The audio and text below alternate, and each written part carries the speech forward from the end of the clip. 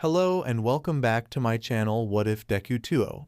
Join us as we delve into the realms of fanfiction and fantasy, bringing you the best stories and discussions. Today, we're kicking off part 2 of our series, What If Deku Received One for All and Had Harem? If you enjoy this video, please give it a like and subscribe for more content in the future. The author of this story is JTZ29 from FanfictionNet. All the relevant links are in the description. Feel free to say hello to the author on their profile. Now, let's dive into the fanfic. 1 week before UA, University's entrance exam, downtown Musutafu. Man, these past 3 years have really flown by. I can't believe I'm almost done with high school. Izuku muttered to himself, staring down at his phone as he stepped through the sliding doors of a local convenience store. After exchanging a brief greeting with the cashier, Izuku replied to a text from Momo. Okay, I just need to grab something to drink and a few snacks. Then I need to rush over to Momo's house for our study session. Grabbing a handbasket, Izuku began to walk up and down the aisles filled with various types of junk food. Let's see, Mina likes Pocky. For Kyoka, it's gotta be potato chips. If I remember right, Momo loves cookies. After dropping the snacks into the basket and making his way into the refrigerated section, Izuku grabbed several cans of soda and juice. Making one last stop at a small section full of frozen goods, Izuku smiled as he opened the sliding door. And of course, can't forget the mochi ice cream for Ochako. Hefting up his nearly overflowing handbasket, Izuku made his way over toward the cash register. Izuku chuckled nervously as the cashier eyed his large assortment of goodies with an annoyed look. Quickly explaining that he was meeting with a bunch of friends, Izuku reached into his pocket and pulled out his wallet. After bagging and paying for all his snacks, Izuku thanked the cashier and dashed out of the convenience store. Man, that cashier looked kind of irritated. I guess I did have a lot of stuff, Izuku said as he stopped for a moment and looked down into his bags, double-checking to make sure he had everything he needed. Okay, looks like I'm all. Izuku was cut off when heard several screams coming from down the street. Instantly, Izuku's head snapped towards the shouts, and without any hesitation, he was bolting straight towards them. Dashing around a corner, Izuku spotted a crowd of people gathered across the street from a small bank. Approaching the closet person, Izuku tapped them on the shoulder. Excuse me, what's going on here? I heard a bunch of people yelling. There's someone in there robbing that bank. The police have already been called. I just hope a hero gets here soon. A hero? Huh, Izuku trailed off, pulling out his phone to check what time it was. Slipping off his backpack, Izuku opened it and gazed down at his green face wrap. I've still got 30 minutes before our study session. Just then, the entrance to the bank exploded open, and out rushed a large humanoid slime monster. Frantically scanning around, the slime villain took off running down the street, money falling out of his body. Everyone in the crowd in front of Izuku flinched in fear as the slime villain ran past them. Reaching into his backpack, Izuku pulled out his green face wrap. Placing the bags of snacks into his backpack, Izuku slipped it back on. Green electricity began to crackle off Izuku's body as he pulled up his hood and face wrap.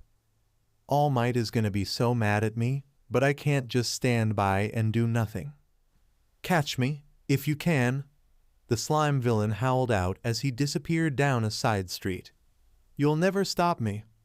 Activating his full cowling, Izuku used 20% and took off after the slime villain. Despite getting a head start, the slime villain was easy to follow because of the obvious trail he left behind. Izuku followed the path of slime and money for a few blocks, soon finding himself in an alleyway.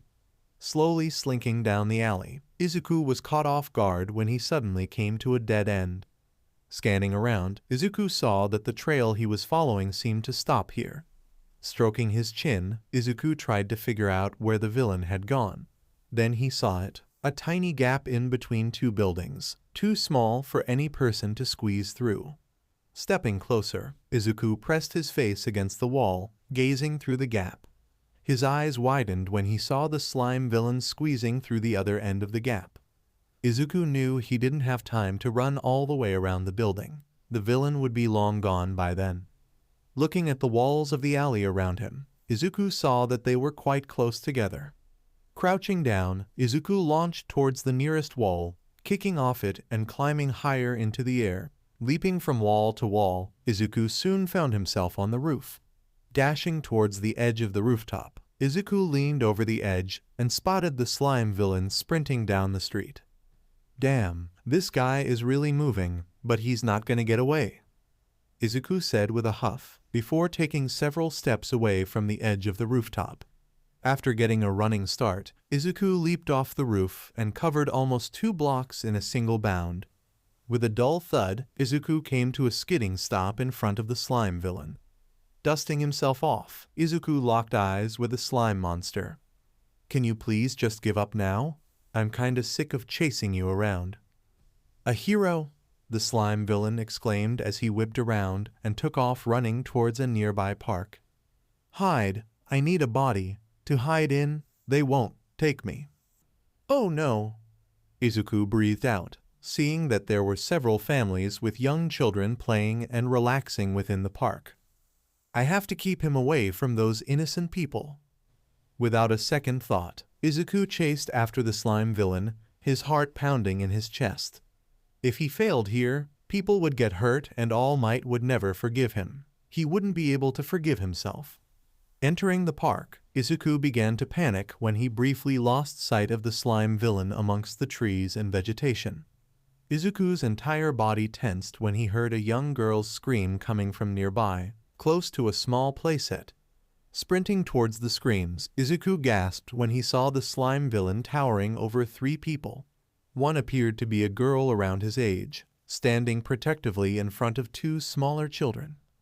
A medium-sized girl and 2 small children, so many choices to hide in, the slime villain said with a gurgling chuckle as he stalked towards his potential victims. Seeing the 2 children hide behind the older girl, a twisted smile spread across the slime villain's face. "Don't worry, you 3, I'll just be hijacking your bodies. It should only hurt for about 45 seconds, then it'll all be over." "One-chan, I'm scared," the younger girl said with tears in her eyes as she tightly gripped her older sister's pant leg. "Is he one of those villains you told us about?" "Sameder Satsuki, stay behind me," the older girl said, holding out her arms to shield her siblings. "I'll keep you safe. You're all real heroes. I was hoping for a clean getaway, but things didn't go to plan," the slime villain said as his body began to expand, surrounding all 3 of his victims. "No, just be quiet and—" "Oi, get away from them," Izuku exclaimed, sprinting towards the slime villain, his entire body crackling with green electricity. Raising his arm, Izuku formed a flicking gesture with his hand. "Keep the power down. I don't want to hurt those innocent people. 40% should do it." Focusing One for All's power into his hand, Izuku flicked his finger towards the slime villain. Delaware smash. The power behind Izuku's flick created a beach ball-sized blast of wind pressure.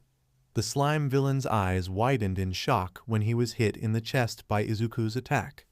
Rapidly swirling and digging itself into the villain, the ball of wind pressure exploded, causing the slime villain to burst into pieces. As the pieces of the slime villain began to rain down, Izuku released a shaky breath and lowered his arm. Seeing the older girl and her 2 siblings staring at him in surprise, Izuku smiled and rubbed the back of his head. "Hey guys, thank goodness I got here in time. Are you 3 okay?" Now that the situation had calmed down, Izuku finally got a good look at the girl. She had a relatively slender build and notably large hands.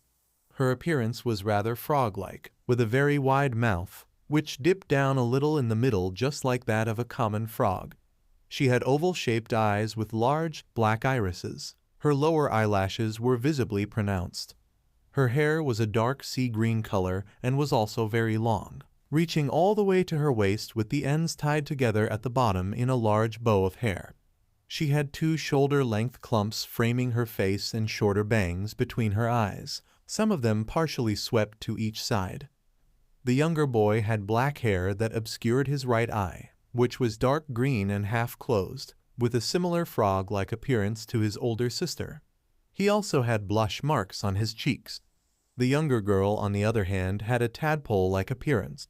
She had large eyes, similar to her older sister's, with 3 upper eyelashes and notably small eyebrows. She had light tan skin and her mouth was set in a pout-like shape. Her hair was also dark green and was worn in low pigtails. "We're fine, Ribbit. Thanks for saving us," the girl said as she stared at Izuku, her unblinking eyes unsettling him a little bit. "I was taking my little brother and sister to play at the park when that creep jumped at us out of nowhere, Ribbit."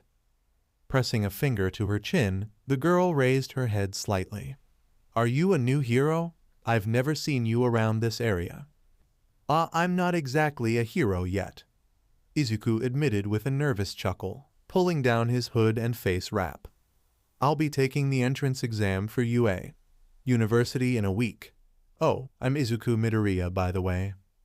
"I'm Tsuyu Asui," the now-named Tsuyu said as she put a hand on both of her siblings' shoulders. "And these are Samidare and Satsuki." Taking a step closer, Tsuyu stared directly at Izuku, her eyes full of curiosity. "Why'd you help us? You could get in a lot of trouble for operating without a hero license." "You're not going to turn me in, are you?" Izuku joked with a small smile, feeling a little uneasy as Tsuyu continued to stare at him, waiting for an answer. Releasing a light sigh, Izuku averted his gaze and scratched his chin. "I know I could get in trouble, but when I have powers like these, I can't just stand in the background when other people are in trouble. Do you understand, Asui-san? Just call me Tsuyu. I don't like when people act all formal," Tsuyu said as she turned back towards her siblings, guiding them back towards the play area. "And I do understand you, Midoriya-chan. Just be careful in future. Thank you again for helping us, Ribbit." As Tsuyu walked away, she spared one last glance back at Izuku, watching as he started cleaning up the slime villain's scattered pieces. "UA University, huh? I'll see you in a week then, Midoriya-chan." "God damn it, this guy got everywhere," Izuku cursed underneath his breath, scooping up a handful of slime. Scanning around, Izuku groaned in frustration when he saw pieces of slime all over the area.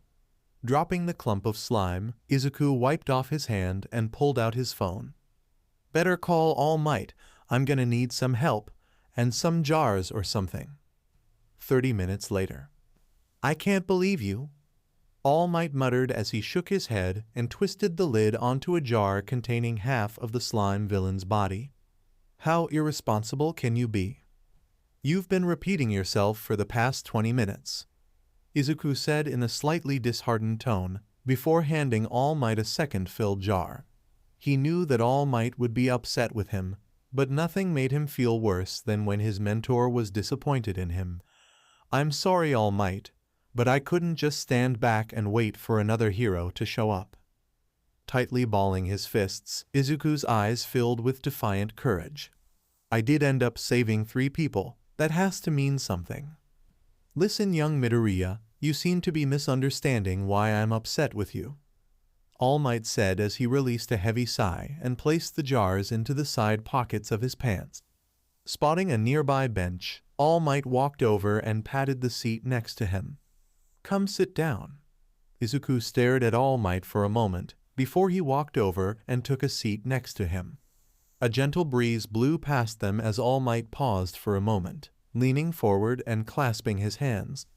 "Young Midoriya, I couldn't be happier that you saved those people and stopped a villain. That righteous sense of justice you have and your will to jump in and save people without any hesitation. Those are the reasons I chose you to be my successor and inherit One for All." "Then why are you mad at me?" Izuku asked, fidgeting slightly as he stared down at his lap.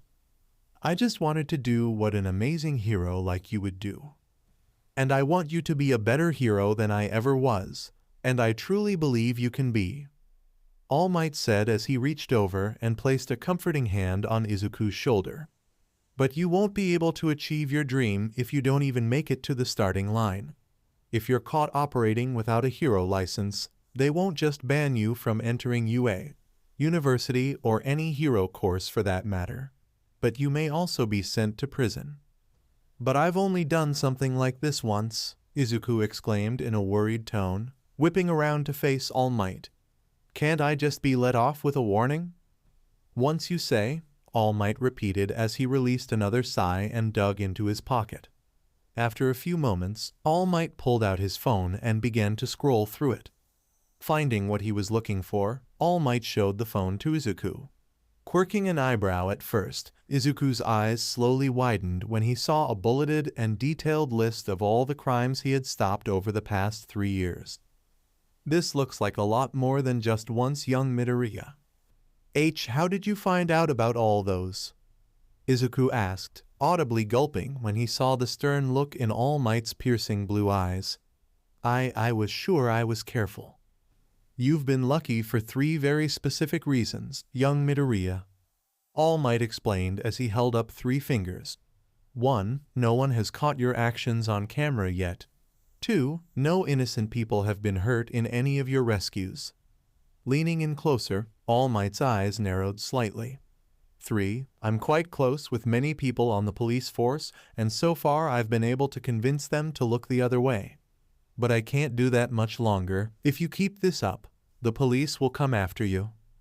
I understand, Izuku said in a defeated tone, hanging his head and twiddling his thumbs. I really am sorry, All Might. You're always looking out for me, and all I seem to do is be a burden to you. Don't say that, young Midoriya. I haven't once thought you were a burden. I've truly enjoyed all the time we've spent together over the years, and I know you'll become a truly amazing hero. All Might said with a small smile as he stood up and patted Izuku's head. Just stay out of trouble for 1 more week. Then you'll be on your way to officially becoming a hero. All Might, Izuku was cut off when his phone suddenly started ringing. Reaching into his pocket, Izuku pulled out his cell phone and saw that Ochako was calling him. What could Ochako? Izuku trailed off as spotted his backpack out of the corner of his eye, realizing what was still inside it. Oh shit, I'm so late. Smacking the phone against his forehead several times, Izuku groaned in frustration and answered the call. Hey Ochako, what's up? Where the hell are you? Izuku cringed as he heard 4 distinct voices yelling at him simultaneously. You're so late. Sorry about that, I kinda. Izuku tried to come up with an excuse, gazing at All Might for any type of support. Crossing his arms over his chest, All Might simply shook his head, leaving Izuku on his own. I ran into a bit of trouble. Sorry about that. I should be at Momo's soon. Trouble? Are you okay? No, just had trouble finding the ice cream you like. Izuku lied, praying that Ochako and the other girls would buy his lame excuse.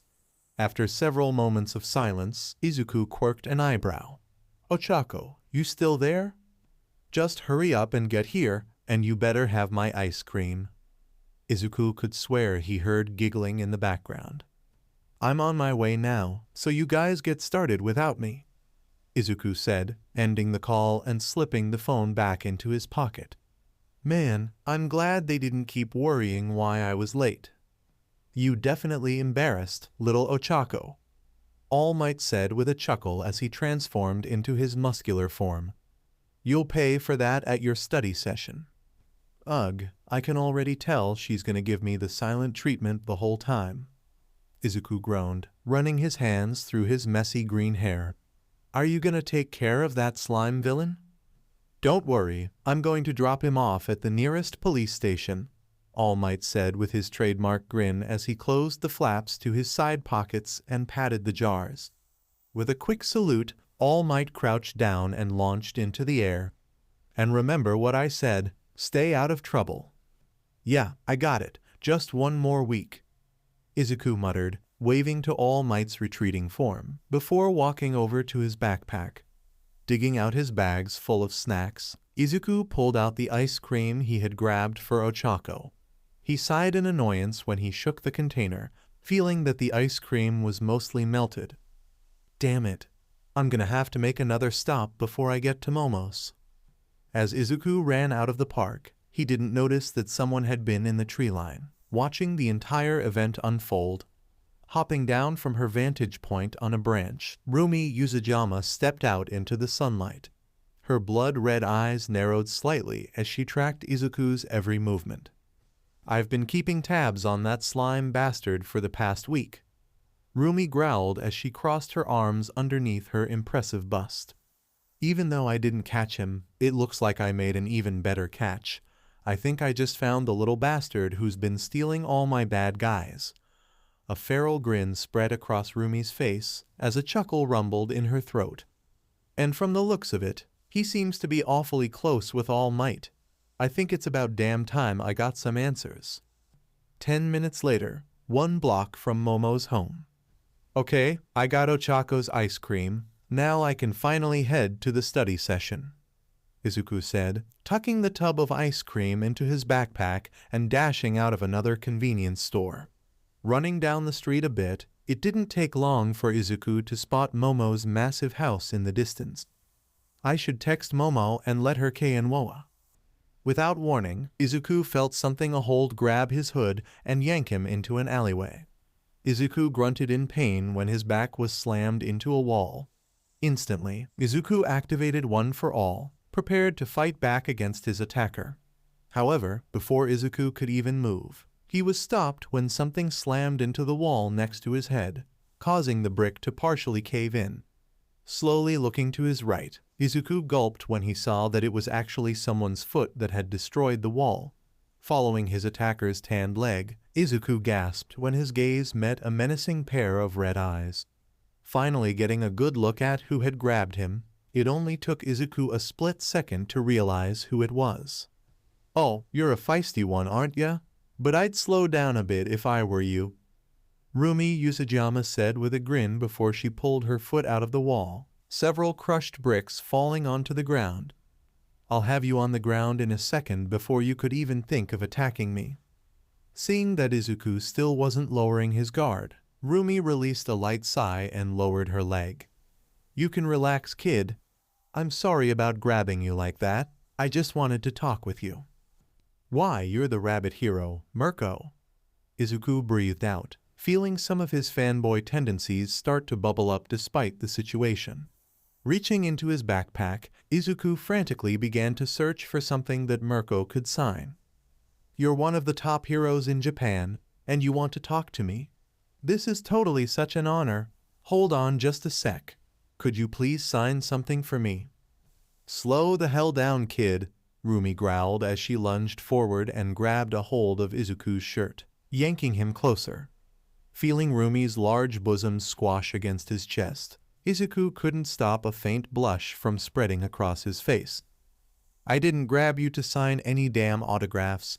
You've been poaching my marks for the past 3 years. Huh? Izuku exclaimed, his eyes widening in surprise as he waved his arms defensively. What are you talking about? That slime prick you stopped back there, I was tracking that for a week, and because of you, all that time was wasted. Rumi yelled as she groaned in frustration and shoved Izuku away. Her eyes narrowing, Rumi roughly poked Izuku's chest. And it's not just the slime guy. This the 15th time you've stolen a villain from me. 15. I started keeping track after the 4th one. Sorry, I didn't know, Izuku defended himself, turning his head away to avoid Rumi's piercing gaze.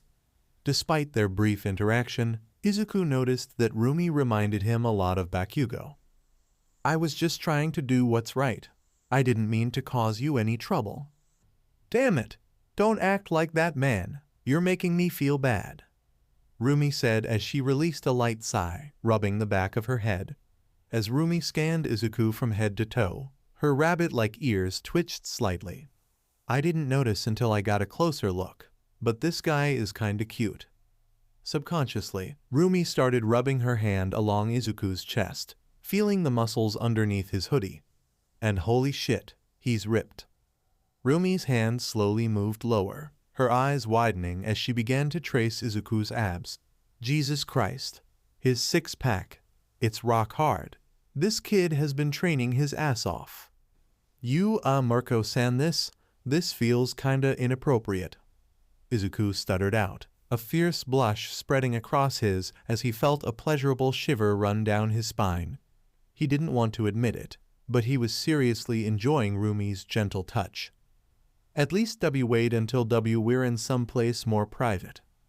Oh, sorry about that, Rumi exclaimed as she instantly drew her hand back as her cheeks tinted faint red. That was so embarrassing. That's never happened before. Coughing into her fist, Rumi fought back her blush and quickly changed the subject. Listen, kid, I'm willing to forgive you for jacking a bunch of my marks, but I want you to answer a question for me first. What do you want to know? Izuku asked, somewhat dreading whatever Rumi was going to ask him. If it's something I know, I'd be happy to answer.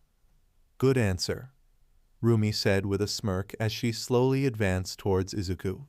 Despite his immense strength, Izuku couldn't help but feel slightly intimidated by Rumi. Taking a few steps back, Izuku soon found himself pressed up against a wall once again, Rumi's face only a few inches away from his.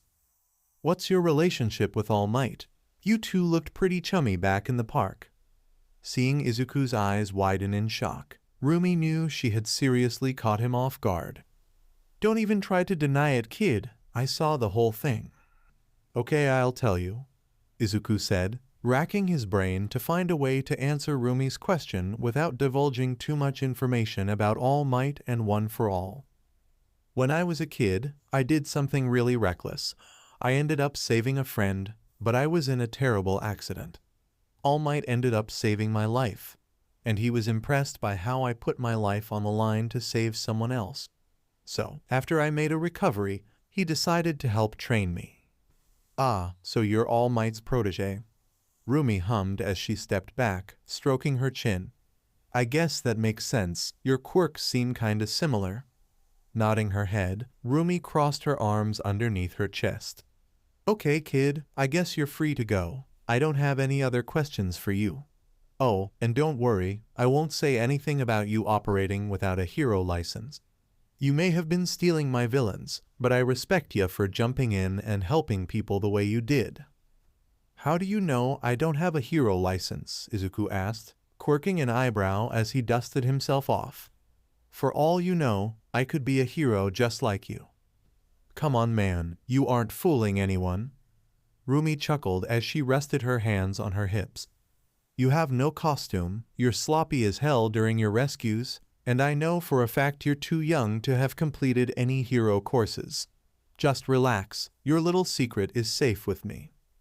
Heh, I was never very good at lying, Izuku said, releasing a light sigh as he slumped against the wall. Thanks for not saying anything, Mirko-san. Drop the sen crap, kid, and just call me Rumi. After the wild goose chase you've led me on the past 3 years, I think you've earned the right to call me by my actual name, Rumi said with a grin as she playfully punched Izuku in the arm. Since you already knew my name, how about you tell me yours? Oh, I'm Izuku Midoriya, Izuku answered with a smile, reaching out to shake Rumi's hand. When the rabbit hero gripped Izuku's hand, he winced slightly at her vice-like grip. Feeling several vibrations coming from his pocket, Izuku released Rumi's hand and dug out his phone. His eyes widened in surprise when he noticed the wall of text messages he had missed from the 4 girls he was supposed to meet. It was nice meeting you, Rumi, but I really have to get going. I'm super late for a study session for my UA, University Entrance Exam. UA? University, huh? Rumi muttered as she watched Izuku bolt out of the alley and skid around a corner. Pausing for a moment, Rumi appeared to be in deep thought. Suddenly, her rabbit ears start twitching once again and a smirk spread across her face. Sounds like fun. 1 week later, UA, University. Woo! Izuku breathed out in wide-eyed wonder, tightly gripping the straps to his backpack as he stood before the entrance to UA, University. This is surreal. I've dreamed about this day, but I never thought I'd actually make it here. Feeling an almost overwhelming mixture of fear and excitement, Izuku slowly began to walk toward the university's entry archway. I have to show all might. Out of the way, Deku. An all too familiar voice growled as Izuku felt some roughly push past him. Stop lollygagging. Good morning to you too, Kaken. Izuku grumbled, rolling his eyes as he released a light sigh. Bakugo said nothing in response, simply ignoring Izuku and walking away. Would it kill him to be nice for once? Deku? Izuku perked up instantly when he heard a familiar, bubbly voice call out to him. Izuku turned around to see Ochako running towards him with a bright smile, energetically waving both of her hands. It's the big day. Once Ochako was only a few feet away, she suddenly launched herself towards Izuku.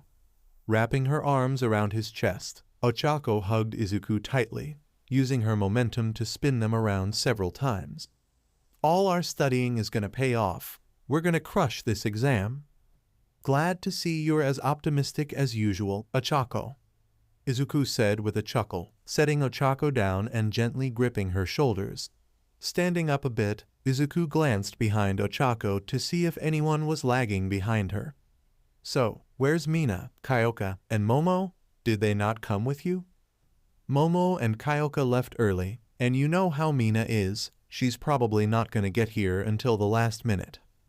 Ochako replied as she hugged Izuku's arm and began to tug him towards where the entry exams were being held. Now come on, I'm sure Kyoka and Momo saved us some seats, so let's head inside and find them. Okay, let's go, Izuku said, allowing Ochako to pull him along. As Izuku and Ochako passed by the other examinees, he couldn't help but notice that some of the male students were glaring at him. I guess it makes sense, Ochako is super cute, and she has really big. Glancing down, Izuku felt a faint blush spread across his face when he felt Ochako's impressive bosoms press against his arm. Assets. True to her word, Ochako and Izuku found both Momo and Kyoka already waiting for them in the large auditorium where they'd be learning the rules of the exam they'd be taking. Both girls smiled and waved when they spotted both their friends, ushering them over. Ochako was also correct about Mina barely making it on time, the pink-skinned girl showing up just 5 minutes before the exam was set to start.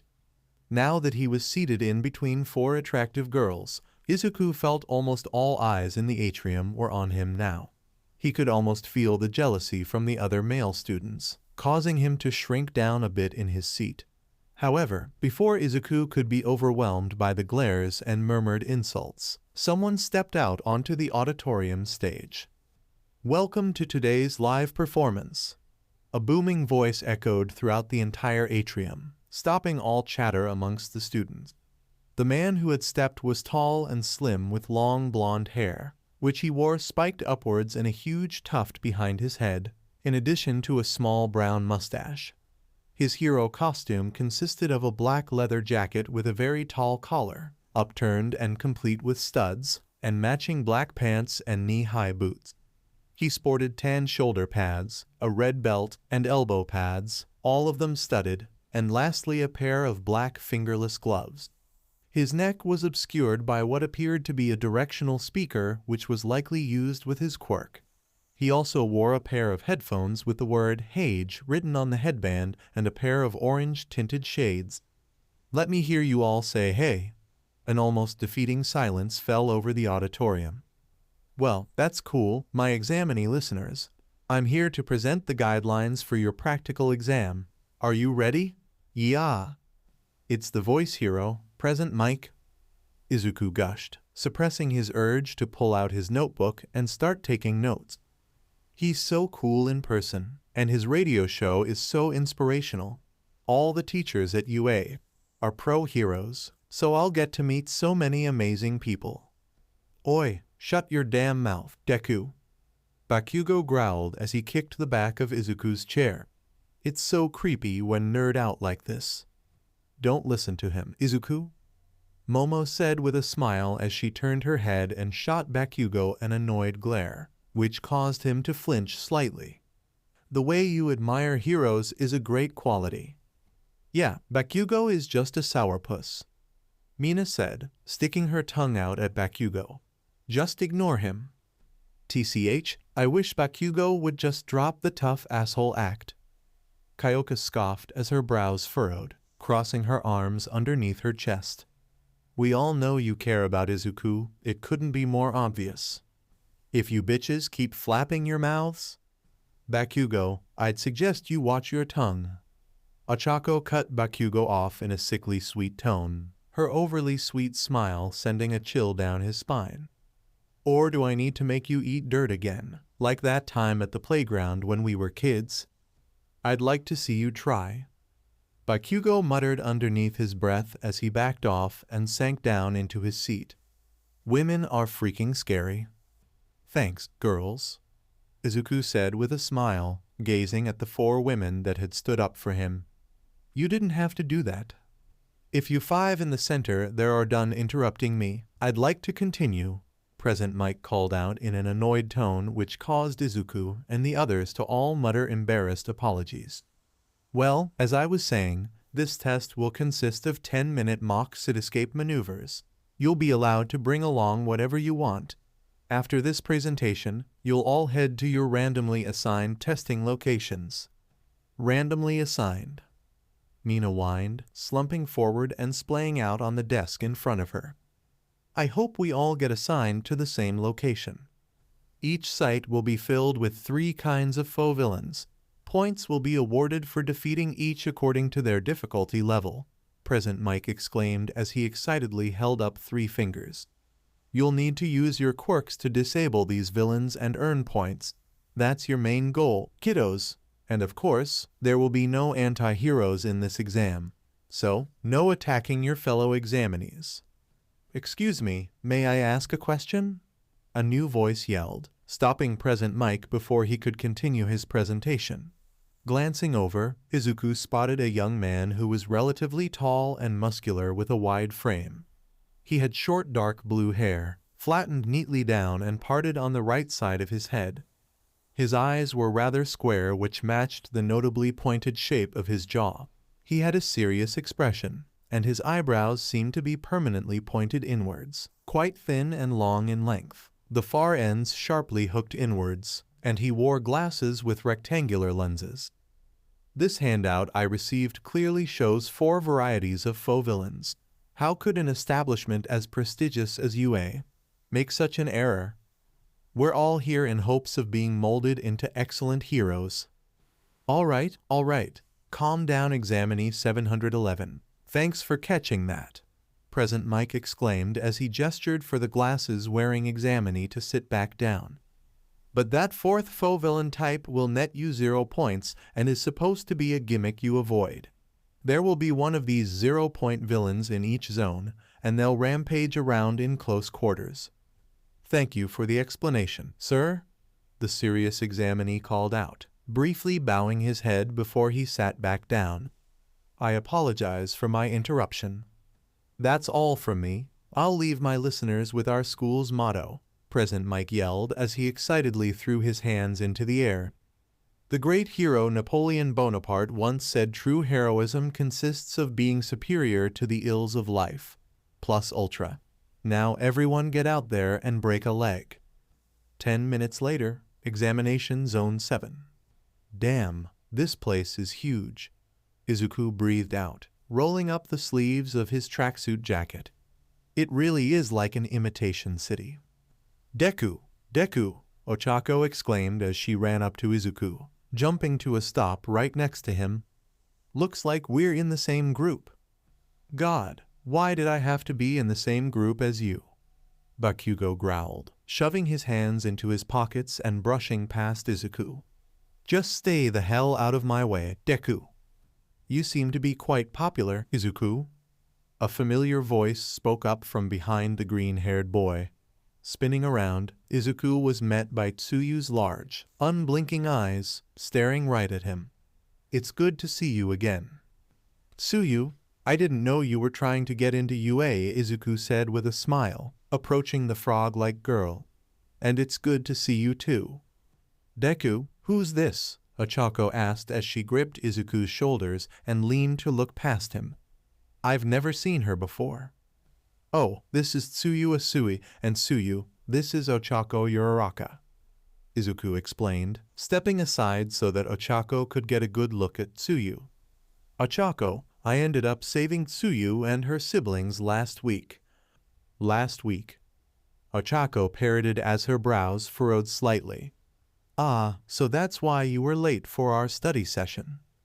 Well, I just wanted to say hello, Tsuyu said with a wave, before making her way towards the exam's starting point.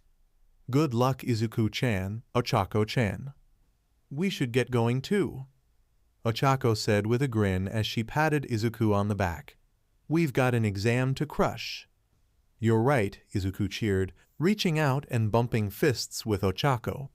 We're gonna kick this exam's ass. I hope you're all ready, Present Mike exclaimed as he suddenly appeared, standing on top of the gate leading into the examination area. All the examinees stared at Present Mike in confusion as the gates below him slowly began to open. What's wrong? The die has been cast. All of the examinees' eyes widened when what Present Mike was saying started to sink in. That's right. The exam has started. Run.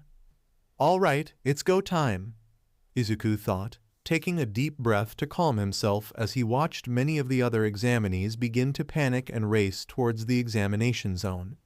Crouching down into a sprinter's stance, Izuku activated his full cowling, green electricity sparking off his body. Then, with a small shockwave, Izuku leaped forward, clearing all the other examinees in a single bound. Gotta get a head start.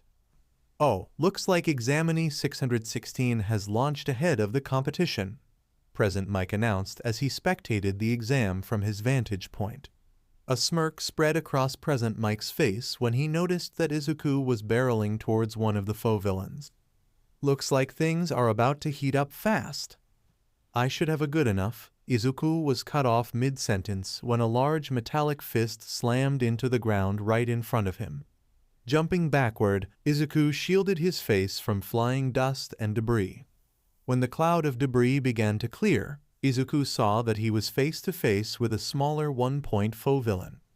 A smile spread across Izuku's face as he cracked his knuckles. Let's get to work. 50% should do it.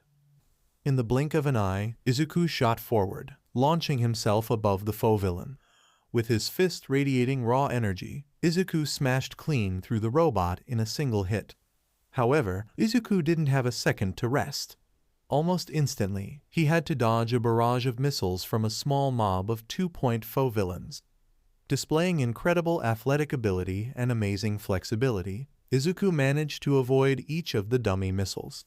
Coming to a skidding stop, Izuku yanked a light post out of the ground and began to use it like a baseball bat to destroy several of the two-point robots. After stabbing the battered light post through one of the faux villains, Izuku saw that there were still at least 4 of them left. Damn, you guys don't quit. Izuku panted as he wiped some sweat off his brow. Glancing to his right, Izuku's smile widened when he spotted a car parked on the side of the road, an idea forming in his head. Oh yeah, I've always wanted to try this. Darting away to avoid another volley of missiles, Izuku stopped behind the car and grabbed it by the bumper. With the muscles in his arms flexing, Izuku lifted the car up. Then, performing a few spins to gain momentum, Izuku hurled the car at the faux villains. The car smashed into 2 of the robots, engulfing them in a violent explosion. As black smoke began to billow up, Izuku burst through it, catching the 2 remaining faux villains off guard. Ripping the leg off one of the robots, Izuku used it to smash the final villain. Okay, that's all of them, for now. Izuku breathed out, pausing for a moment to check his watch. There are still about 7 minutes left, and I have 21 points. I should go and see if other examinees need any help. Rolling his sleeves down, green electricity exploded off Izuku's body as he took off running down the street. I hope Ochako, Kyoka, Mina, Momo, and Tsuyu are doing well. Same time, examination monitoring room. This examinee Izuku Midoriya. I think he's one to look out for. We never told them how many villains there are or where they're placed. Yet he charged in and took a point lead right off the bat. And now he's going to help other examinees. What an odd boy. Well, with such a wide battlefield and limited time, it'll bring out the best in these young heroes. We received such a wide variety of applicants this year: intelligence gatherers, mobility experts, decision makers, and natural-born warriors. Oh, look at that. Examinee 616 just rescued that kid with the naval laser quirk from a hidden three-pointer. He's now up to 33 points. I say we unleash our gimmick and see what these examinees are really made of. We'll be able to see their true colors when they face its overwhelming strength. Back with Izuku. And that's 42 points. Izuku said, panting slightly as he tossed aside the broken arm of a 1-point foe villain. Taking a moment to catch his breath, Izuku watched as the other examinees around him were busy taking out as many foe villains as possible. I should try and find Ochako and see how she's... Izuku was cut off when the ground underneath him began to rumble. Just then, the building in front of Izuku completely collapsed and crumbled, revealing an absolutely massive foe villain. This robot dwarfed the size of all the others, easily toppling over entire buildings with one attack. Shit, that must be one of the zero-pointers. Izuku felt a wave of fear wash over his entire body as the zero-pointer took a step towards him, shaking the entire examination zone. Apparently, the other examinees were in a similar state, a huge crowd of them running past Izuku as they tried to get free from the zero-pointer. Izuku was about to do the same, but he was stopped when he heard pleas for help. Whipping around, Izuku's eyes widened in shock and worry when he saw that 3 students were still in the zero-pointer's path. He spotted Tsuyu trying to lift a fallen light post off an orange-haired girl's arms. Then, Izuku gasped when he spotted Ochako trapped underneath some fallen debris, struggling to free herself. Without a moment's hesitation, Izuku sprang into action. Using 60% of One for All, Izuku felt the muscles in his legs burn and scream in pain as he rocketed forward, leaving a small crater where he had been standing. In the blink of an eye, Izuku had reached Ochako, tossing the rubble off of her as if it weighed nothing at all. Before Ochako could even realize what was happening, she found herself being picked up and whisked down the road, far away from the zero-pointer. Ochako muttered, finally getting her bearings and glancing around. When she looked up and spotted Izuku, her eyes immediately lit up. Deku, I should have known it was you. I'll be there whenever you need me, Ochako, Izuku said with a warm smile as he gently set Ochako down onto the ground. Glancing back, Izuku saw that Tsuyu was still struggling to free the trapped orange-haired girl. I'll be back in a second, Ochako. You just stay here. Deku, wait. But before Ochako could finish, Deku was already gone, dashing back towards the zero-pointer. Releasing a light sigh, Ochako slowly got back onto her feet and dusted herself off. Wait for me. I want to help too, dang it. Ugh, I can't feel my damn arms. I think they're broken. The orange-haired girl grunted out as she struggled to pull her arms free. Are you having any luck? I'm trying, Tsuyu struggled to say, wrapping her elongated tongue around the light post in an attempt to help lift it up. This thing is heavier than it looks. Well, you better hurry up. The orange-haired girl screamed as she looked up, seeing one of the zero-pointer's massive legs coming towards them. Just leave me. You won't be able. Smash! Out of nowhere, a green streak of electricity slammed into the zero-pointer's legs, knocking it out of the way. Suddenly, Izuku landed next to the Tsuyu and the orange-haired girl. The muscles in his left arm felt like they were being torn apart, and it felt as if he had fractured several bones in his arm. He had upped One for All's power to 80%, which his body wasn't able to fully handle yet. Using his right arm, Izuku lifted the light post off the orange-haired girl's arms. Are you two okay? That's twice you've saved me now, Izuku, Tsuyu said as she stared at Izuku. I definitely owe you one ribbit. Other than my arms, I think I'm fine. The orange-haired girl grunted, slowly getting back onto her feet with Tsuyu's help. The girl was of medium height and had a rather slim build. She had teal eyes and long ginger hair that she wore tied into a high ponytail on the left side of her head. Her bangs were also split into 3 clumps around her eyes, and some of her hair stuck up in large tufts at the top of her head.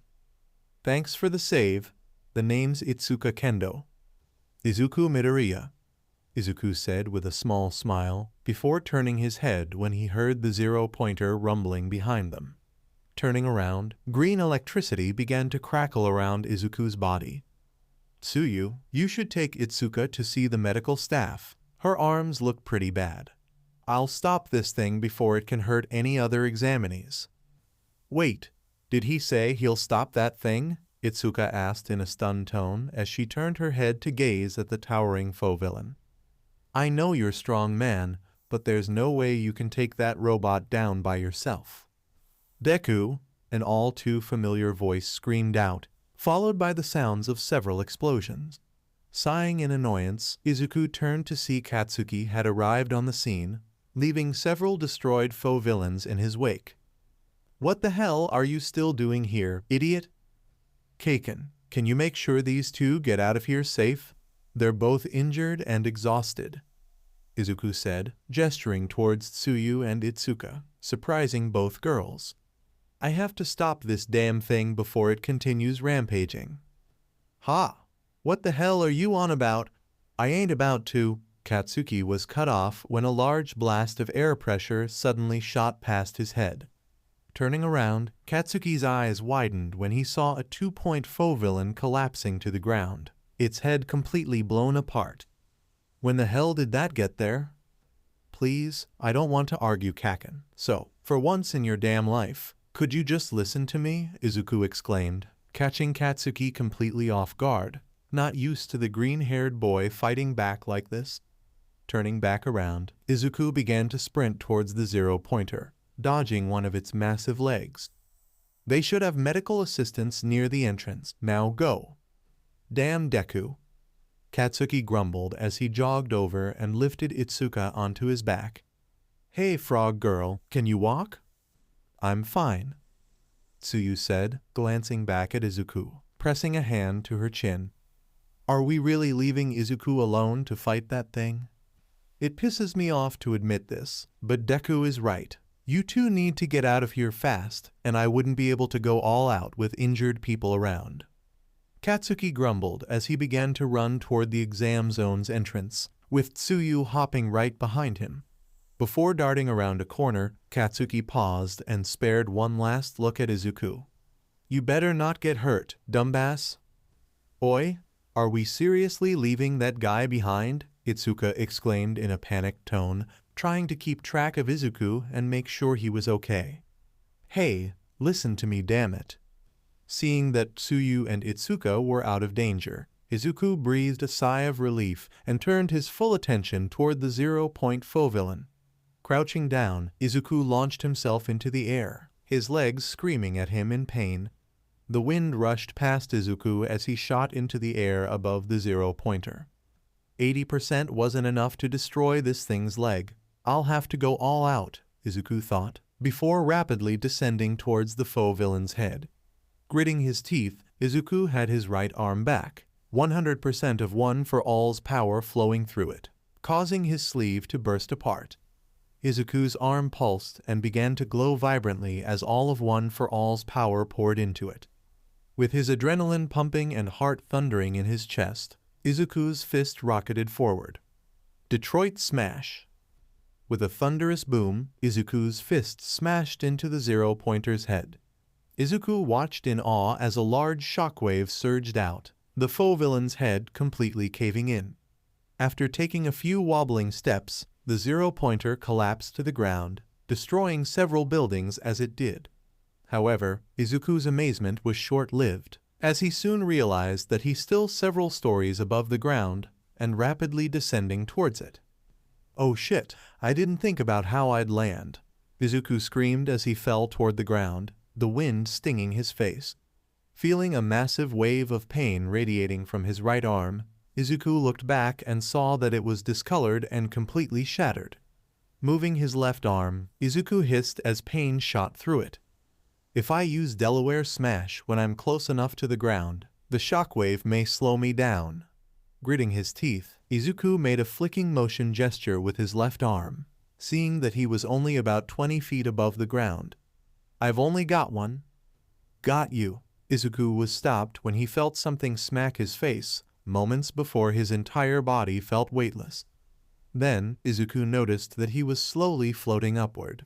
Managing to flip himself around, Izuku's eyes widened in surprise when he saw Ochako floating next to him on a piece of debris. I wish you'd let me help you next time. Taking a deep breath, Ochako pressed her fingertips together. Release. With dull thuds, both Izuku and Ochako crashed onto the ground. It may not have been the softest landing, but at least they were both safe. Grunting in exertion, Izuku slowly stood up on wobbly legs, his entire body aching. Hearing the sounds of someone dry heaving, Izuku turned around and saw that Ochako was slumped over a piece of debris. Her shoulders were shaking as she finally vomited, unable to hold back the side effect of her quirk any longer. Chuckling lightly, Izuku made his way over to Ochako's side. There, let it all out," Izuku said in a soothing tone, gently rubbing Ochako's back and making sure her hair was out of her face. "Thanks for having my back, Ochako." "Any time," Ochako said in a weak tone as she finally straightened up, using her sleeve to wipe her mouth. "God, I hate my quirk sometimes." Scanning the area, Ochako saw that there were still a few 1-point foe villains scattered around. "Should we try to score a few more points?" "That's it," Present Mike's voice echoed through the exam area. "It's all over." "Ugh, never mind," Ochako groaned, leaning against Izuku for support. "Let's just get out of here." "My, oh my, look at you two." A sweet voice spoke up from behind Izuku and Ochako. Turning around, Izuku smiled when he saw the caring face of Recovery Girl, passing out healing gummies to each student she passed. "My goodness, Izuku dear, what did you do to yourself this time?" "Heh, sorry Recovery Girl, I kinda went overboard," Izuku said as he guided Ochako over towards a portion of a destroyed robot, sitting them both down. When Recovery Girl followed them over, Izuku showed her his right arm. "I busted my arm up real bad." "Here, dearie, this will make you feel better," Recovery Girl said, handing Ochako a handful of gummies, which she happily ate in one go. When Recovery Girl turned her attention to Izuku, she frowned when she saw his battered arm. "Goodness me, I haven't seen you injured like this in quite a while." Tapping Izuku's legs with her cane, Recovery Girl frowned when she saw him wince in pain. "And it looks like the rest of your body took a beating as well." "Well, my body still can't really stand using over 60% of my power. I can go up to 70%, but it hurts a lot," Izuku said as he stared down at his left hand, clenching it in an attempt to stop it from shaking. "Looks like I still have a long way to go." "Always so serious," Recovery Girl said with a small smile before her lips stretched out. After glowing briefly, Izuku breathed a sigh of relief as felt his injuries start to fade away. "I'm going to check on the other students. You two just relax for a bit." "Okay, thanks Recovery Girl," Izuku cheered with a bright smile, waving to the elderly hero. "So, how'd you do, Ochako?" 32 points, I think," Ochako replied as she rested her head against Izuku's shoulder, her cheeks puffing out a bit. "I would have had more if I didn't run into that stupid 0-pointer. How about you, Deku?" 43 points. Izuku answered with a triumphant smirk, earning him a playful flick on the nose from Ochako. Chuckling as he rubbed his nose, Izuku stood up and offered Ochako his hand. "Come on, let's find Kyoka, Mina, and Momo. I'm sure they're eager to hear how our exam went." "Oh, we should all go out and get something to eat. I'm starved," Ochako said in her usual bubbly tone, her exhaustion instantly fading away as she took Izuku's hand and hopped onto her feet. "And we should see if Tsuyu wants to join us too." "Sounds like a plan," Izuku said with a smile as he spotted Katsuki out of the corner of his eye. "Actually, Ochako, why don't you go on ahead? I'll meet you guys at the entrance." "Huh? What are you?" Ochako stopped herself when she saw that Izuku was looking at Bakugo. Putting two and two together, Ochako nodded her head. "Okay, don't take too long." "I'll see you all in a bit," Izuku called out, waving to Ochako as she jogged away. Once Ochako was out of sight, Izuku released a light sigh and made his way over toward where Katsuki was. "Kaken." "What do you want, damn nerd?" Katsuki asked, his tone full of less spite and venom than usual. Taking a long drink from a bottle of water, Katsuki glared at Izuku. "I don't want you bothering me right now. I just wanted to say thank you for getting Tsuyu and Itsuka away from that zero-pointer," Izuku said, feeling his old nervous demeanor coming out a bit. "I know we don't always get along, Kaken, but I do think we can work well together. TCH, like I'd ever want to work with you." Katsuki spat as he tossed away his water bottle and shoved his hands into his pockets. Despite Katsuki's harsh words, Izuku couldn't help the faint smile that spread across his face. Katsuki's insults didn't have their usual edge, and he seemed to be holding himself back. It wasn't much, but Izuku considered that to be progress, if only a little. "You just slow me down. You say that now, Kaken, but soon you'll be the one trying to catch up with me," Izuku said with a smirk, causing a growl to rumble in Katsuki's throat as he tightly clenched his fists. "I'll see you later, Kaken." "Hold on a damn second, Deku. I gotta know one thing before you go," Katsuki called out, which caused Izuku to stop in his tracks and quirk an eyebrow. "How many points did you get in the exam?" 43. Izuku replied without any hesitation, already knowing where this conversation was going. "How about you?" 77. Katsuki answered with a toothy grin as he turned his back to Izuku and began to walk away. "Looks like you haven't caught up to me yet, Deku." "Yeah, I still have a ways to go," Izuku muttered with a small smile, watching as Katsuki disappeared into a crowd of students. Feeling some vibrations from his pocket, Izuku pulled out his phone, seeing that he had received a text from Ochako. Opening up the message, Izuku smiled when he saw that it was a photo of Ochako, Kyoka, Mina, Momo, and Tsuyu all standing at the gate, all of them smiling and seemingly waiting for him to arrive. Sending a quick reply, Izuku slipped the phone back into his pocket. "Well, I better get going. I don't want to keep those girls waiting any longer." 1 week later, Midoriya household. Izuku hummed to himself, idly strumming his guitar as he sat on the edge of his bed, not playing any song in particular. Over the years, with Kyoka encouraging him, Izuku had continued working on his musical skills. Guitar, both acoustic and electric, were the only instruments that Izuku could play reliably, but he had gotten quite good at them. Kyoka even talked about possibly starting a band one day, with Izuku happily agreeing to be a part of it. The idea of being a rock star and hero did sound like fun. Any day now. It should be here any day now. "Izuku, breakfast is ready," Inko's voice echoed from down the hall. "Hurry up, before it starts to get cold." "Coming, Mom," Izuku called out as he unslung his guitar and hopped off the bed. After placing his guitar on its stand, Izuku made his way towards the dining room. He could smell the fish his mother had cooked from down the hall, the delicious aroma filling his nostrils and making his mouth water. Seeing that the table was already set, Izuku took a seat and grabbed his chopsticks. "Thanks for the meal." "So, Izuku," Inko said with a sly smile, pulling out a chair and sitting across from her son. "How was your date with Ochako yesterday?" PFFFT Izuku coughed and sputtered as he spat out a mouthful of tea. Pounding on his chest a few times, Izuku managed to catch his breath as a fierce blush spread across his face. "It wasn't a date, Mom. We just did some training and got lunch after. Momo and Mina were there too.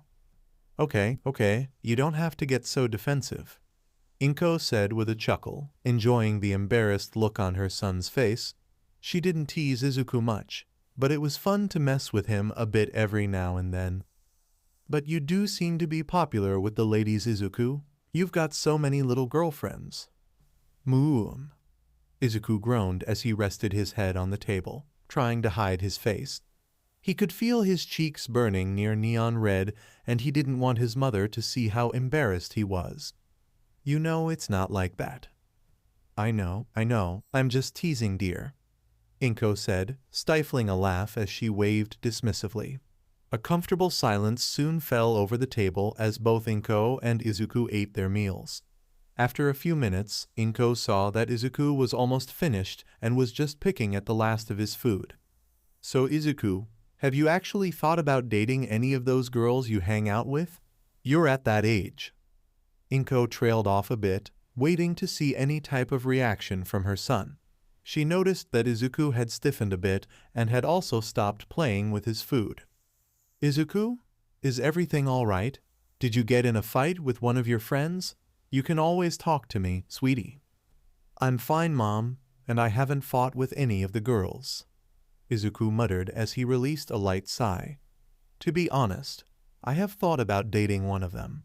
I like each of the girls and they're all great in their own ways. But I don't want to make things weird between us.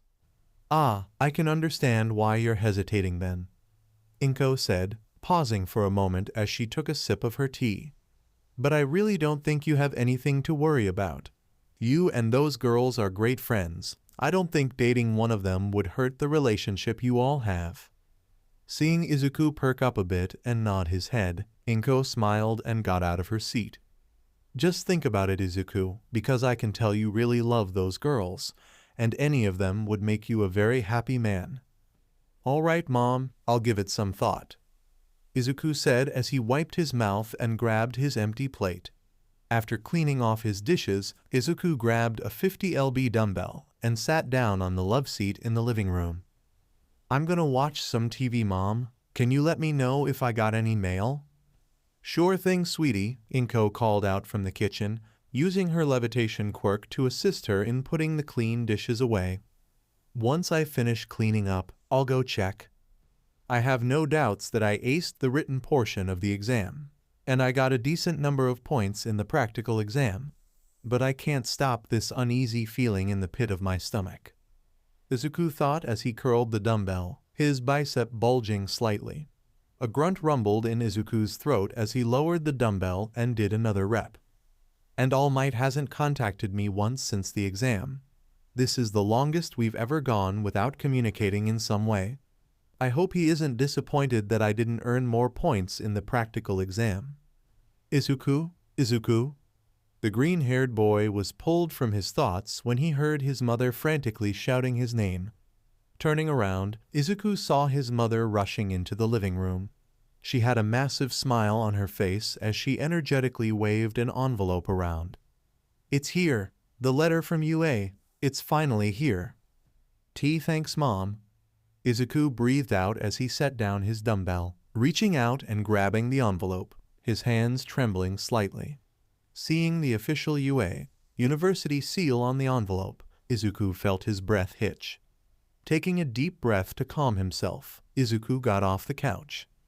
If you don't mind, Mom, I want to open this in private. Of course, Izuku, Inko said with a motherly smile, feeling tears forming in the corner of her eyes. Make sure to tell me what that letter says, but I think I already know. I'll be back in a sec, Mom, Izuku said as he made his back toward his bedroom, tightly hugging the envelope against his chest.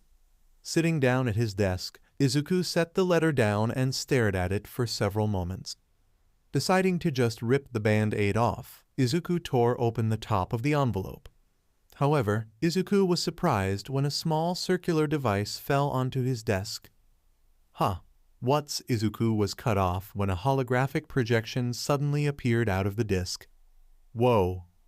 This is a projection, All Might's booming voice exclaimed. his beaming smile filling the entire projection before he took a few steps back. Japan's #1 hero was in his muscular form and dressed in a vibrant yellow pin-striped suit. "How are you doing, young Midoriya?" "All might," Izuku cheered with a massive smile as his eyes lit up, leaning forward in his chair. He always loves his theatrics. "It's been a while since we last spoke, but there's been much to deliberate on. I apologize for my absence." Izuku couldn't help but chuckle when All Might gave an overly exaggerated bow. "I've been keeping this secret from you because I wanted it to be a surprise, but it's time that you know. I'll be teaching at UA University." Izuku's eyes widened in shock when he heard this. Suddenly All Might paused for a moment, someone off camera apparently talking to him. "What was that? You want me to get to the point? That's a little rude, but I suppose I shouldn't be dawdling any longer." "Here it comes," Izuku thought, tightly gripping the fabric of his pants. "I'm so damn nervous." "You completely aced the written exam. Looks like all your study sessions paid off." All Might threw his head back and let out a haughty laugh. After a few moments, he coughed into his hand and recomposed himself.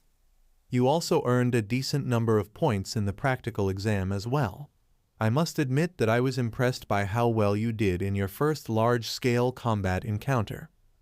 Stepping closer, All Might whispered directly into the camera, "Ignoring all your other isolated incidents." "Ugh, he's never gonna let that go." Izuku groaned as his cheeks tinted pink in embarrassment. "Whatever, I guess I do deserve it. Anyways, I have yet another surprise for you. In your exam, we weren't just watching for villain-based points." Izuku's eyes slowly widened when he heard this, figuring out where All Might's speech was heading. "A hero course that doesn't award those who the right thing is no hero course at all." With a grand sweeping motion, All Might gestured towards a large screen behind him. Izuku felt tears sting his eyes as footage of him rescuing Ochako, Tsuyu and Itsuka began to play. In the hero business, you need to put your money where your mouth is. So, that's why rescue points were also a factor. Another fundamental way for UA to evaluate you. And young Midoriya, your courageous actions during the exam earned you an extra 100 points. 100, Izuku thought as he felt a little lightheaded, wobbling a bit as he fell back into his chair. I earned 143 points. I'm honestly overwhelmed by your performance. I could cry. You not only earned the most points of any student in your exam area, but you also earned more points than any other student who took the entrance exam. All Might boisterously exclaimed, pointing toward the camera with an overly exaggerated motion. "You're in, young Midoriya. Now come. This will be your hero academia." "Yeah," Izuku yelled with a massive smile as he shot out of his chair, tears streaming down his cheeks. "I did it." Before Izuku could celebrate any further, he felt his phone vibrate several times. Reaching into his pocket, Izuku pulled out his cell phone and saw that he had missed a wall of text messages from the group chat that he had with Ochako and the other girls. All of the messages were similar to each other, letting Izuku and the others know they had been accepted into UA University. Feeling a giddy excitement bubble inside him, Izuku told the others the news of his acceptance. "This is definitely going to be an interesting year. I hope we're all in the same class." That night, Takoba Municipal Beach Park. "It was good to finally hear from you," Izuku said, approaching All Might, who was in his skinny form. "I was starting to get a little worried." "Congrats on passing, young Midoriya. You did a truly outstanding job and I couldn't be more proud of you," All Might said as he patted Izuku's head and ruffled his hair. "And don't worry, I've kept our relationship secret from as many people at school as possible. I know you're the type who'd stress about favoritism." "Thanks, I appreciate that," Izuku said, rubbing the back of his head. "You really surprised me earlier. I never thought you'd be a teacher at UA, but what about your hero office in Tokyo? I wanted to spend more time with you now that you're going to be starting your hero course," All Might explained as he placed a comforting hand on Izuku's shoulder. Your training is only going to get harder from here, and I want to be with you every step of the way. All might, Izuku said barely about a whisper, staring at his mentor with wide-eyed wonder. I'll give it everything I've got. This kid, All Might thought as he stared at Izuku's bright, smiling face. He's going to do amazing things, I know it. Several months later, UA University. Class 1A. Izuku muttered, tightly gripping the straps of his backpack as he jogged through the school's winding halls. I wonder who will be in my class. I hope we all get along. Eventually spotting the sign for his homeroom, Izuku slowed down and stood outside the absolutely massive door, with one up proudly plastered on it. This is it. Only the best of the best from the examinees. Taking a deep breath, Izuku reached out and opened the door. Time to introduce myself. Please remove your foot from your desk. As soon as Izuku opened the door, he was instantly met with two people arguing. The one with their feet up was none other than Katsuki Bakugo, and he was being chewed out by the serious-looking guy with glasses who had spoken up during the entrance exam's orientation. Such an action is disgraceful and insults the students who came before us. Bah! Shut up! Like I care, Katsuki barked, kicking his other foot up onto the desk. What high school did you go to, extra? I've never seen a stiff like you before. Looks like I'll have to deal with two loud mouths, Izuku thought as he released a heavy sigh. At least the guy with glasses doesn't seem like a jerk. My name is Tenya Ida, the man with glasses introduced himself, extending his hand toward Katsuki. And I went to Sumi Private Academy. Sumi, Katsuki laughed as he slapped Tenya's hand away. So you're some stuck-up elitist goody two-shoes then? I should blow you to pieces right now. What an awful thing to say, Tenya exclaimed, crossing his arms over his chest. Are you really trying to be a hero? I've always thought the same thing, Izuku thought as he slumped his shoulders, staring at Katsuki with an exhausted look. Someone else understands my pain. Excuse me. Izuku was pulled from his thoughts when heard someone speak up right in front of him. Looking up, he was surprised to see that Tenya had stopped pestering Katsuki and had made his way over. My name is Tenya Ida, from Sumi Private Academy. Oh, I heard you talking to Kaiken, Izuku said with a chuckle, reaching out and shaking Tenya's hand. I'm Izuku Midoriya. It's a pleasure to meet you, Tenya. No, the pleasure is all mine, Izuku. I watched a replay of your performance during the entrance exam. You were truly stellar, Tenya said in a frustrated tone as he adjusted his glasses. You also managed to notice the true nature of the exam was to help others, not just defeat villains. I'm ashamed to admit that I completely missed this. Bad Deku, Katsuki thought, a growl rumbling in his throat as he glared at Izuku. I watched his exam performance too. When the hell did he get so strong, and what is up with his quirk? Izuku! The green-haired boy perked up when he heard a cheerful voice call out to him from across the classroom. When Izuku looked past Tenya, his eyes lit up when he spotted Mina, Momo, Kyoka, and Tsuyu all sitting together and smiling at him. It was obvious that it was Mina who had yelled out his name. The pink-skinned girl was out of her seat and energetically waving to him. We're all in the same class? Wow, I didn't expect us all to be in the same class, Izuku said with a massive smile as he approached the group of girls. Talk about lucky. However, Izuku quirked an eyebrow when he noticed that one person appeared to be missing. Hey, where's Ochako? Right here, Ochako exclaimed in her usual bubbly tone, suddenly appearing behind Izuku and playfully slapping him on the back. Wah, this is so awesome. We all get to go to school together. I'm quite excited as well, Momo said with a small smile as she brushed some hair out of her eyes. We'll get to spend even more time together and grow as heroes. Sounds like fun to me, Kyoka said, leaning back in her seat and giving a thumbs up. I'm all for studying hard, but we'll still need to make time to just hang out and relax. I just want to get to know you all better, Ribbit, Suyu said as she pressed a hand to her chin. I've had a lot of fun the few times we've all hung out together. Good, I'm glad they're all still getting along well, Izuku thought, tightly gripping the straps of his backpack as he stared at the girls, a troubled look in his eyes. I really don't want to mess up the relationship we all have. But is Mom right? If I asked one of them out, would things really not get weird between all of us?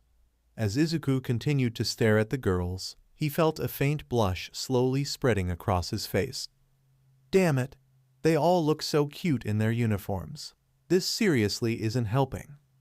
If you're here to hang out and have fun, get out now.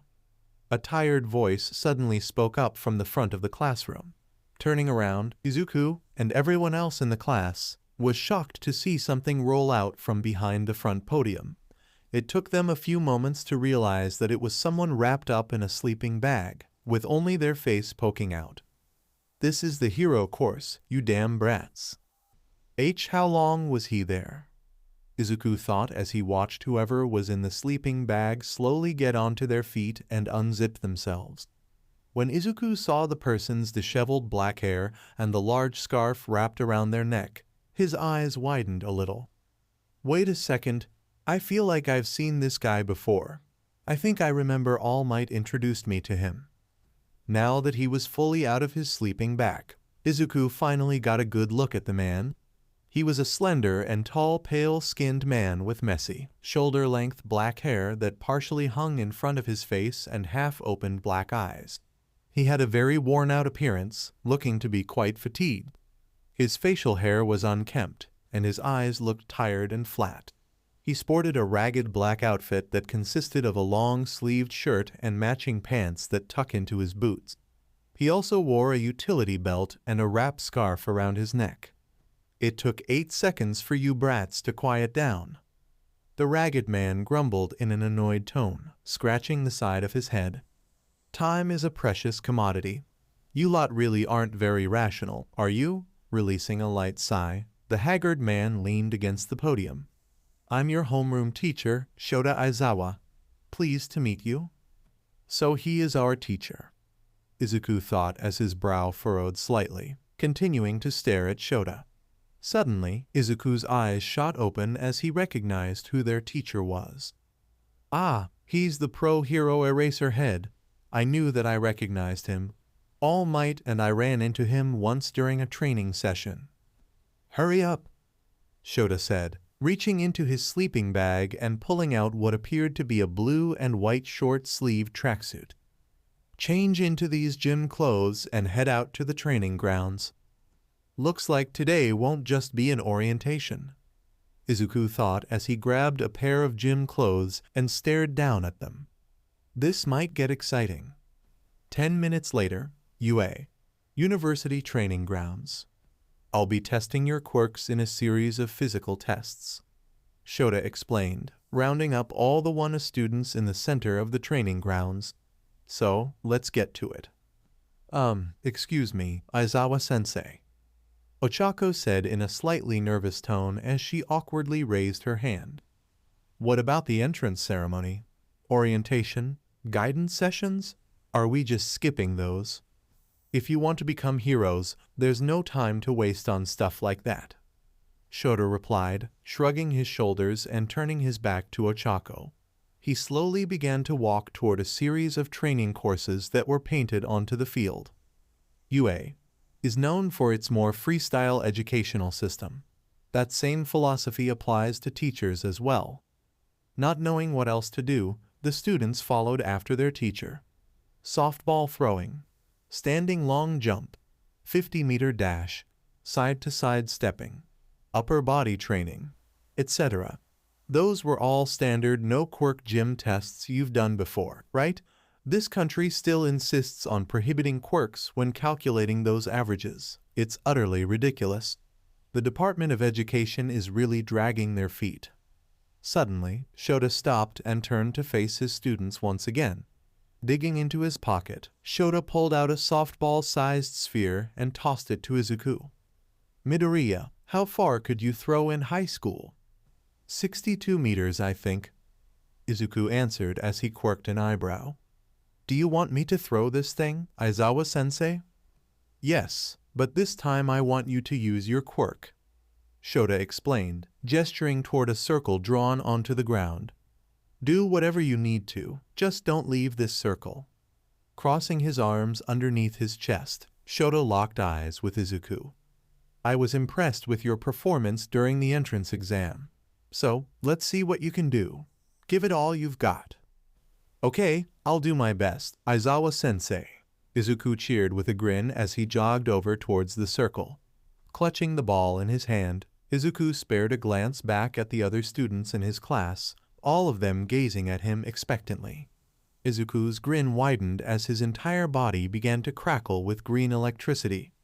I guess I can show off a bit. It'll hurt a lot, but 70% won't leave any real damage. Taking a deep breath, Izuku had his arm back. Then, in one explosive motion, Izuku's arm rocketed forward. Smash. The second the ball left Izuku's hand, a small shock wave exploded out, blasting wind and dust toward the other students. In the blink of an eye, the ball shot into the air, flying higher at an incredible speed. Soon the ball was high enough that it couldn't be seen, the other students shielding their eyes from the sun as they gazed up in an attempt to find the sphere.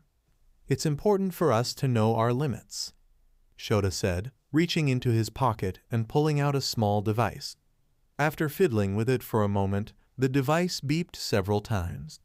Turning the device's screen towards Izuku and the other students, all their eyes widened when they saw that it seemed to be a tracker for the ball, the display reading 968 Harem.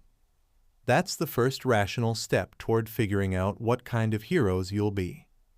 Whoa, almost 1,000 meters, Mina exclaimed as she threw her hands up into the air in excitement. You're awesome, Izuku. Holy crap, Deku, that's amazing. Ochako breathed out, cupping a hand over her mouth. All of your training has started to pay off. 968 meters. Katsuki growled as he tightly balled his fists, gritting his teeth in frustration. You have to be kidding me. I wouldn't get so excited if I were you, Shota said in a slightly menacing tone, brushing some hair out of his eyes. You're hoping to become heroes after 3 years here, and you expect it to be all fun and games, right?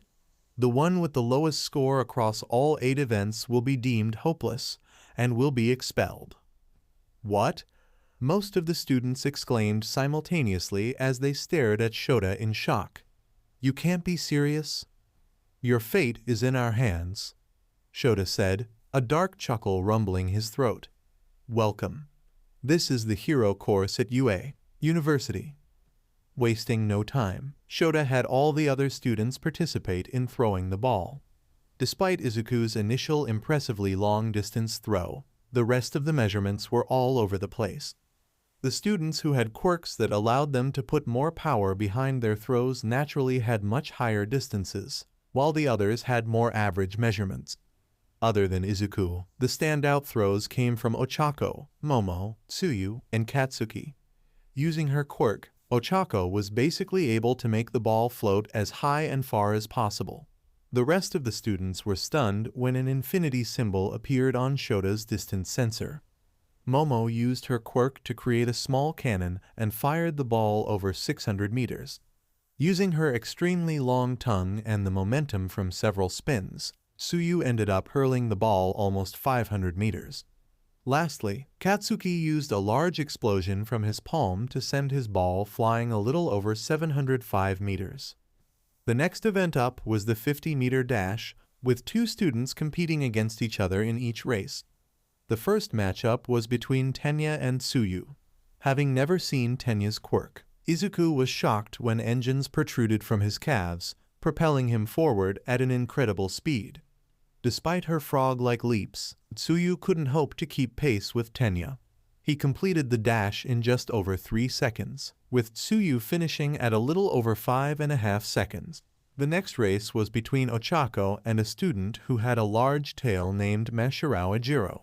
Using her quirk to make her clothes and shoes lighter, Ochako managed to complete her dash in just over 7 seconds, with Mashiro finishing just ahead of her. Momo and Kyoka were up next, both girls determined to come out on top. However, Kyoka didn't have the ability to create whatever her mind could imagine. With her quirk, Momo made herself a rocket pack, which she used to complete the dash in 3 seconds flat. Kyoka, on the other hand, didn't have any way to drastically increase her speed, so she was forced to run the dash normally, completing it in just over 8 seconds. While Kyoka was frustrated that her time was beaten, she also complimented Momo on her ingenuity. Next up was between Mina and a blonde-haired student named Yuga Aoyama, who wore an odd-looking belt. Izuku was quite surprised when Yuga leaped up and fired a laser from his navel, using it to launch himself forward at an incredible speed. However, his laser cut out halfway through the dash, causing him to fall flat on his back. Mina, on the other hand, used her acid to basically skate the entire dash, laughing the entire time. Because Yuga had stumbled halfway through the race, Mina was able to overtake him and finish her dash in just over 5 seconds. They're pushing their quirks to their limits, Shota thought as he watched another pair of students finish their 50-meter dash. By seeing how much they've improved, I can get a better idea of what they're capable of and what they're not. They need to be able to think of how they can use their quirks creatively. "I'm gonna smoke you, Deku," Katsuki growled, taking his position next to Izuku and fiercely glaring at him. "So, just stay back and eat my dust. I won't tell him about my new score from the entrance exam," Izuku thought as he crouched down into a sprinter's stance, green electricity crackling off his body. "But I think it's time I shut Kaken's big mouth. You'll be the one eating my dust." "Explosive SP," Katsuki was cut off when a loud bang sounded off right next to him and he was hit by a cloud of dust. When the dust began to settle a few moments later, Katsuki's eyes widened in shock when he saw that Izuku had already finished his dash. What the hell just happened?" "1 second flat, good job, Midoriya," Shota said in a bored tone as he stopped his timer, quickly jotting down Izuku's new time. "You've drastically improved your time." Finishing his notes, Shota turned his attention back towards Katsuki. "Stop standing there dumbfounded, Bakugo. You still need to finish your dash." "God damn it, explosive speed," Katsuki roared, throwing his arms back and using rapid explosions from his palms to propel himself forward at incredible speed. Coming to a skidding stop, Katsuki panted slightly as he glared at Izuku. "Don't get used to this, Deku, because this is the last time you'll ever catch me off guard." "For 13 seconds, that's still impressive, Bakugo," Shota said as he wrote down Bakugo's new time. "No need to get so worked up." "Bah, shut up," Bakugo exclaimed, shoving his hands into his pockets as he stormed off. "Let's just get these damn tests over with. 6 more events to go," Izuku thought as he stared down at his hand, feeling a tingling pain shoot through his arm. Clenching his fist, Izuku tried to stop his hand from trembling. "As long as I don't go over 70%, I should be fine, but I'm gonna pay for it tomorrow morning." Next up was the grip strength test. For most of the WANA students, only slight improvements were seen. Izuku and a student named Miso Shoji had the best results. While Miso had the highest grip strength that was actually recorded at 540 kg, Izuku ended up completely destroying the measuring device, much to his embarrassment. The next 2 events were the standing long jump and sidestepping. Both events were dominated by the students who had quirks to enhance their movements. Much like the previous events, Izuku managed to come out on top with 1 for all, easily blowing away all his previous records. Looks like things are going well, and it seems that young Midoriya is enjoying himself, All Might thought, poking his head around a corner and checking in on the one a student. "I'm still surprised that Aizawa agreed to be a teacher here. He's always hated media attention, says that it messes with his work. Aizawa and I have never seen eye to eye, especially when he found out I made Midoriya my apprentice, but I'll try to make things work." Oi Deku, stop showing me up, Katsuki roared as he charged towards the green-haired boy, explosions flying from his palms. Looks like I'll have to. Suddenly, Katsuki was stopped in his tracks when what appeared to be bandages wrapped around his body. Grunting in frustration, Katsuki tried to yank off the bandages. When Katsuki tried to use his quirk to blow the bandages apart, he was shocked that he couldn't create any explosions. What the hell? This cloth. It's so stiff, and I can't use my quirk. It's a capture weapon made from carbon fiber and a special alloy, and my quirk allows me to nullify someone else's quirk by looking at them. Shota explained, yanking on his cloth and pulling Katsuki away from Izuku. Now stop using your quirk to start fights. My eyes are getting really damn dry. When Katsuki finally relented, Shota released a light sigh and let him go. Alright, enough wasting time, let's start the next event. That Deku, Katsuki thought as he watched several of the other students gather around Izuku and bombard him with praise and questions, much to his embarrassment. What the hell happened? Tightly balling his fists, Katsuki growled when an image of Izuku laid up in a hospital bed flashed through his mind. Does that idiot want to get hurt like that again? Soon enough the rest of the events were finished, with varying results from all the students. However, one common thing was that every student saw some type of improvement in their records. Once all the tests were finished, Shota had all his students gather in the center of the training grounds. Most of the students looked quite nervous, their teacher's threat of expulsion weighing on them. It's time for the results from today's tests, Shota said, pulling out the device he had used to measure the ball throws from earlier. Your total scores reflect your performance in each of the events. Explaining the whole process would be a waste of time, so we'll just jump to the final rankings. All the students watched with bated breaths as a holographic projection appeared from the device in Shota's hand. Oh, you all should know, I was lying about expelling someone. Everyone's jaws fell open as a smirk spread across Shota's face. That was a necessary deception. I just wanted you all to do your absolute best. What? Several of the students shouted simultaneously as they glared at their teacher. How could you scare us like that?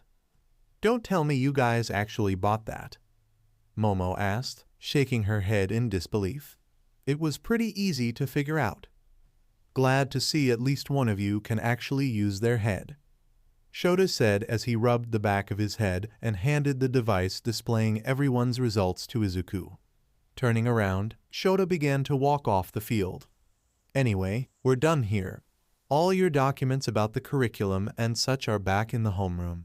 Make sure to give them a look.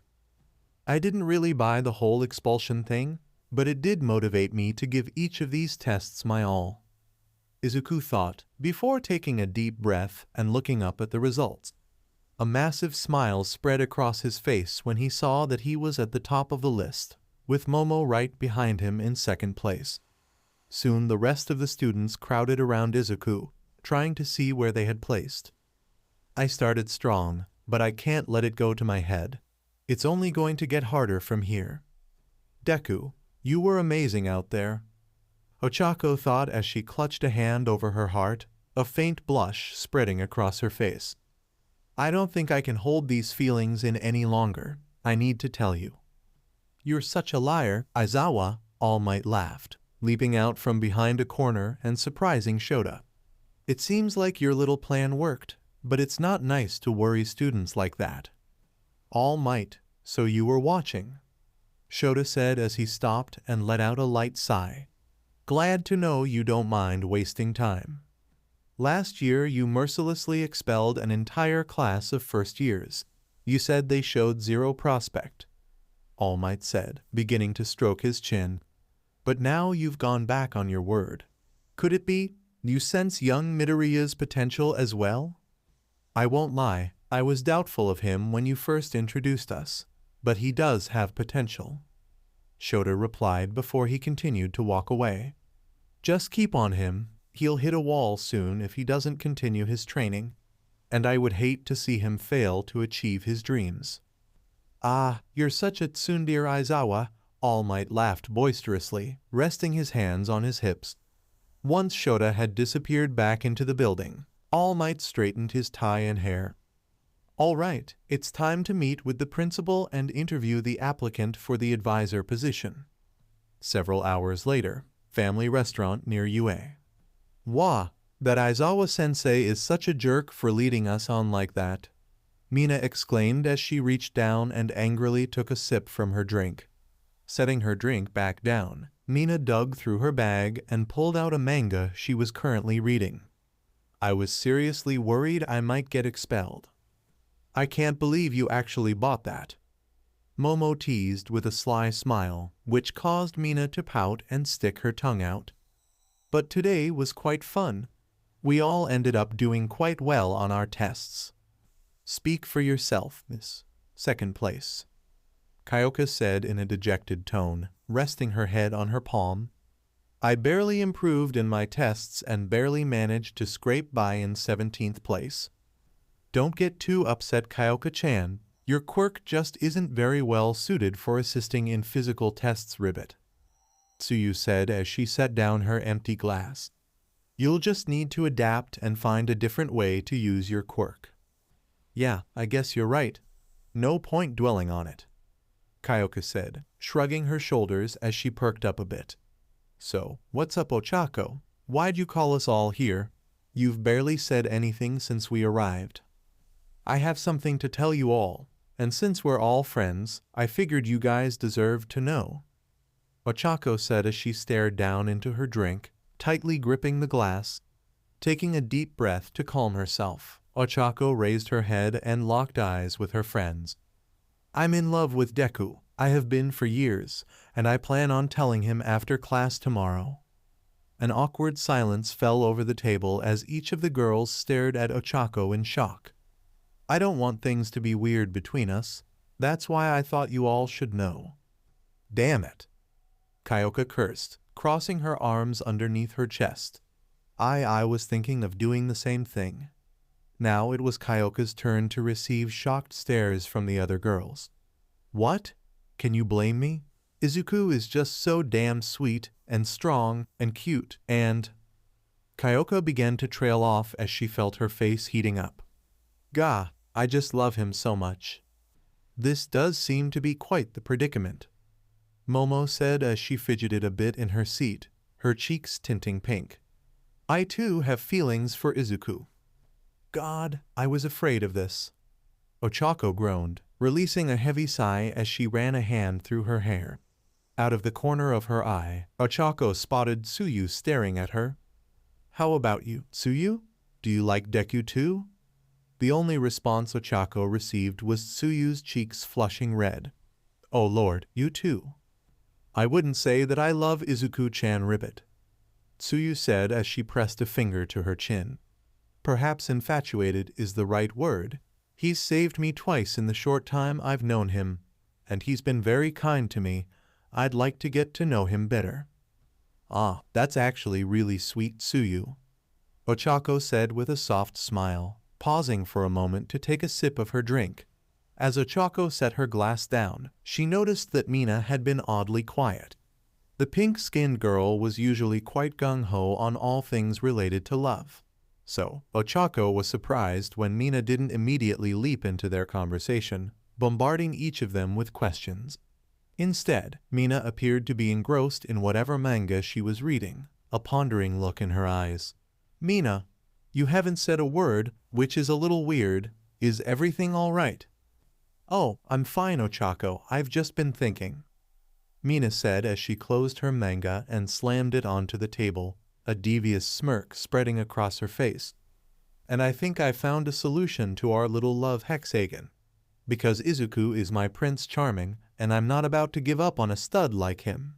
Tapping the manga, Mina slid it toward the other girls. The answer is in this manga. High School XDX, Kyoka muttered in a confused tone, picking up the manga and flipping through a few pages. The more pages Kyoka saw, the redder her face became. It didn't take long before she had to close the manga and set it back down onto the table. Holy crap, Mina, that's some raunchy stuff. Excuse me, Mina, but I fail to see how this manga will solve our problem. Momo said as she slowly shook her head. I doubt there's anything in there of any value to us. Ah, Momo, you poor, naive girl. The answer is staring you right in the face, Mina said, her smirk widening as she picked the manga back up. Turning the front cover towards the other girls, Mina's finger tapped an image of the manga's protagonist surrounded by 5 beautiful women. We all should share Izuku and make a harem. All the other girls, including Tsuyu, stared at Mina in dumbfounded shock. Hey, don't look at me like I'm crazy. Just think about it. If Izuku is okay with it, we all get to date him. That way each of us gets to love him, and we won't have to worry about competing over who gets to be with him. Well, when you put it that way, Momo muttered as she stroked her chin, her eyes narrowing slightly as she mulled the idea over in her head. It does sound like a logical solution. It might actually be worth a try. Right, Mina cheered, turning her attention toward the other girls. So, what do you guys think? Want to try it out? I mean, I'm not totally opposed to it, Kyoka said somewhat awkwardly as she rubbed her arm. And I really don't want to fight with you guys over who gets to date Izuku. What the hell? If the rest of you are in, I'll give it a shot. That is an interesting idea, Ribbit, Tsuyu said. If it means I'll get to spend more time with Izuku-chan and get to know him better, then I'm fine with sharing. What about you, Ochako? Are you willing to give it a try? Mina asked as she moved around the table and sat down next to the brunette. It looks like the rest of us are on board. I don't know.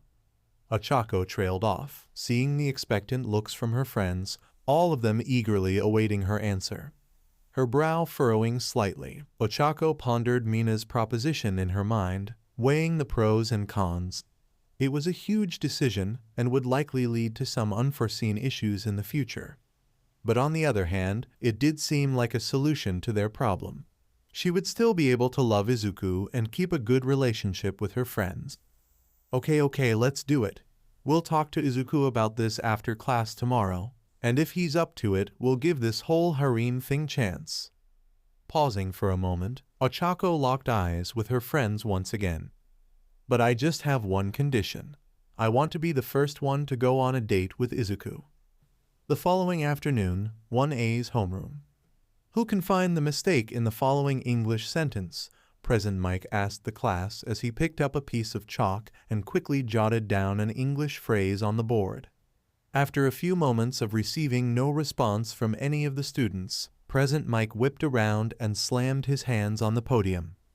Come on everybody, get your hands up. Show me some spirit.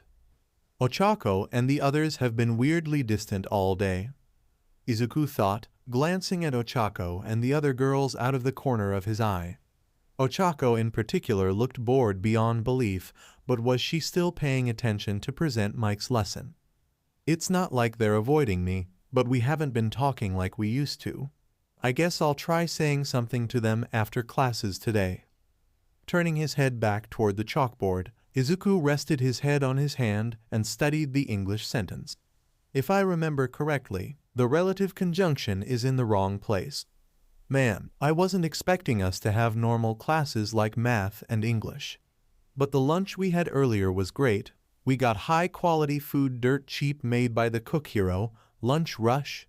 Suddenly, Izuku glanced at the clock and began to rapidly tap his foot in anticipation. He had studied the class schedule the previous night, and he knew what class was coming after their English lesson. It's almost time. We're about to start our hero basic training. I have. A booming voice shouted from outside the door to the classroom. Izuku's eyes lit up, instantly recognizing who was about to enter the room. With boisterous laughter, the door was flung open and All Might stepped into the classroom. Entered the room like a normal person. Wow, it's really All Might. I can't believe he's going to teach us. An invisible girl named Toru Hagakure exclaimed as she clapped her hands together. And that's his Silver Age costume. So cool. Hero basic training, All Might said, standing at the front of the class and flexing in an overly dramatic manner. The class that will put you through all sorts of special training to mold you into exceptional heroes. Crouching down a bit, All Might flashed his massive biceps. But before we get to that, I have to introduce you all to a new member of our faculty that will be joining us today. She'll be assisting me with your hero training. All right, you may come in now.